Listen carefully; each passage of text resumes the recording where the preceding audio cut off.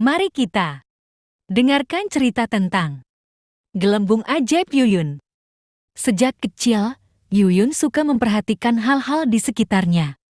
Misalnya, Yuyun suka memperhatikan nenek melipat sampah plastik. Menurutnya itu keren. Yuyun juga suka melihat nenek menaruh sisa sampah dalam lubang tanah. Yuyun suka menjelajah ladang, sawah, dan hutan. Dia tidak hanya memperhatikan pepohonan, tetapi juga hal-hal kecil yang ajaib. Misalnya, Yuyun melihat gelembung-gelembung oksigen keluar dari pepohonan. Gelembung itu terbang, memberi kehidupan bagi seluruh makhluk di alam. Yuyun memeluk pohon-pohon itu dan berterima kasih. Yuyun suka mendaki tebing. Dari atas tebing, dia bisa melihat keajaiban yang lain, hutan, dan sungai indah terhampar, membuat dadanya berdebar. Aku akan melakukan apa saja untuk menjaga ini semua, tekad Yuyun. Saat Yuyun dewasa, dia pindah ke Bali. Di sana, dia melihat sesuatu yang tidak biasa. Sampah-sampah terlihat bertumpuk di hutan bakau. Yuyun ingin tahu penyebabnya. Ternyata, sampah itu berasal dari hotel-hotel. Para peternak membeli sampah sisa makanan itu memberi makan ternak. Lalu, sisa sampah plastiknya mereka buang di hutan bakau.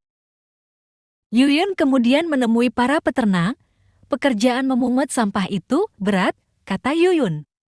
Bapak-bapak seharusnya dibayar oleh hotel, bukan malah membeli sampah itu. Lalu kami harus bagaimana?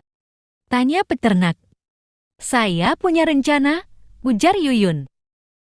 Yuyun lalu mengatur pertemuan dengan para manajer hotel. Dia meminta pihak hotel untuk mengelola sampah mereka sendiri. Namun, para manajer itu tidak mau. Mengapa kami harus bayar mahal untuk membuang sampah? Tanya seseorang. Cukup serahkan saja pada peternak, masalah selesai, kata yang lain. Rencana itu tidak berhasil. Apa yang harus Yuyun lakukan? Aku punya ide. Yuyun mengajak para manajer hotel untuk melihat tumpukan sampah mereka. Disinilah sampah kalian, kata Yuyun.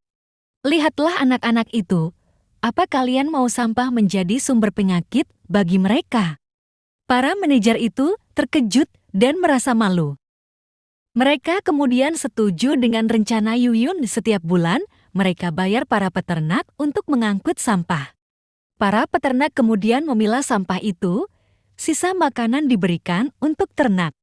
Sampah plastik akan didaur ulang. Cara itu berhasil. Lama-kelamaan, sampah menghilang dari jalan dan hutan bakau. Anak-anak bisa bermain dengan riang. Mereka seperti aku saat kecil. Bebas bermain di alam tanpa cemas dengan sampah, pikir Yuyun dengan gembira. Akhirnya Yuyun kemudian mendirikan yayasan yang bergerak menyelamatkan lingkungan dari kerusakan. Atas perjuangannya, pada tahun 2009, ia mendapat penghargaan tertinggi untuk orang yang berjuang di bidang lingkungan hidup. Sekian dan terima kasih. Kalau kita tidak memelihara lingkungan dari sekarang, anak cucu kita tidak akan bisa menikmati lingkungan yang bersih saat mereka besar nanti. Yuyun Ismawati.